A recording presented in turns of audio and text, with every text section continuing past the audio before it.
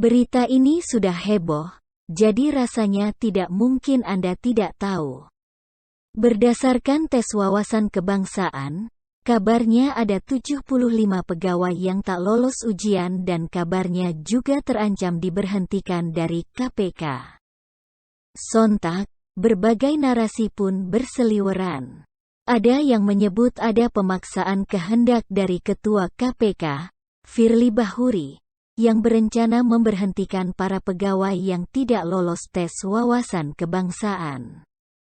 Diketahui mereka yang tidak lolos ujian terdiri dari Kepala Satuan Tugas, Kasatgas, penyidik dan penyelidik dari unsur internal, pengurus inti wadah pegawai KPK, hingga pegawai berprestasi lainnya.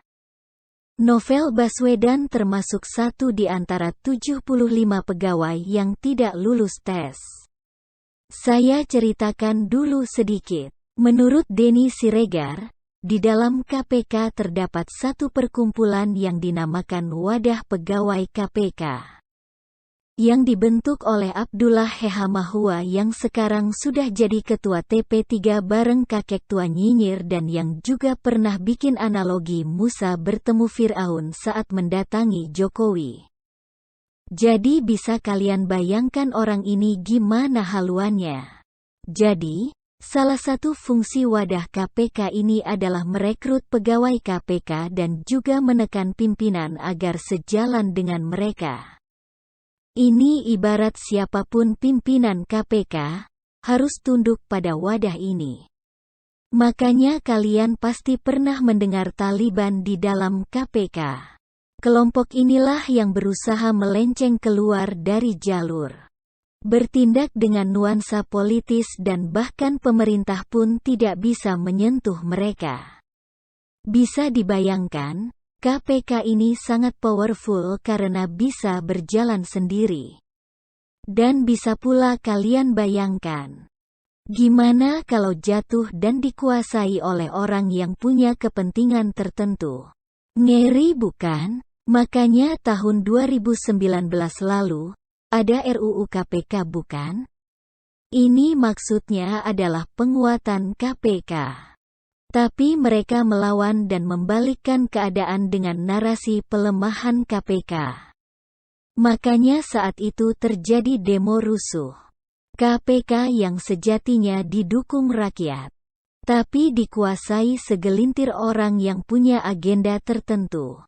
Makanya banyak yang percaya KPK sudah dilemahkan.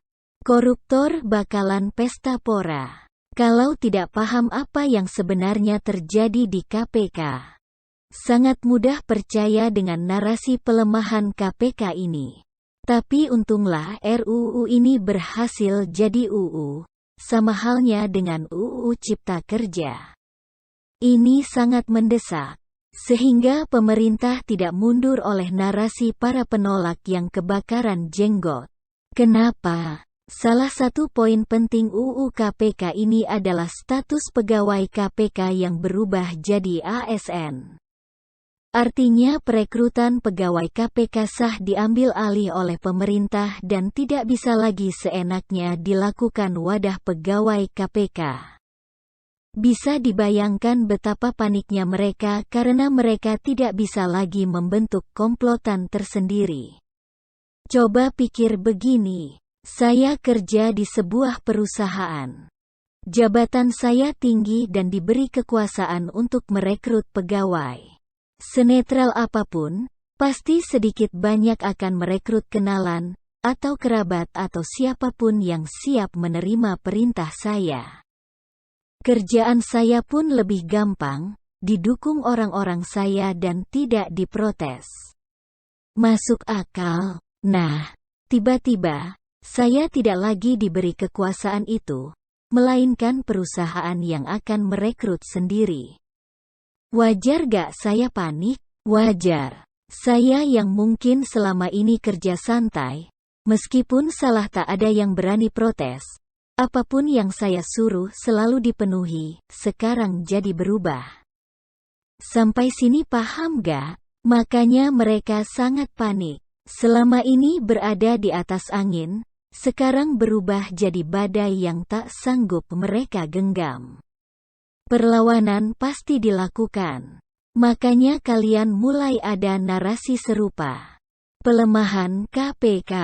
Penyingkiran orang-orang yang berintegritas. Narasi-narasi yang berupa topeng suci agar masyarakat simpati. Terus ada pula media tempe yang menjijikkan. Malah mengompori isu ini dengan kata-kata, diduga, kabarnya, dan lain-lain. Media terkenal tapi menggunakan asumsi dan kabar-kabar yang sumber entah dari mana. Media ini juga dari dulu dekat dengan KPK ini. Tak perlu dijelaskan lagi apa alasan kedekatan mereka. Tapi ada satu dampak yang sangat mendebarkan. Kalian juga pasti penasaran. Kalau benar nanti yang tak lulus ini diberhentikan, ada satu yang mungkin bakal keringat dingin. Kita mungkin bisa sedikit menemukan titik terang soal gubernur yang selama ini terkesan sangat aman.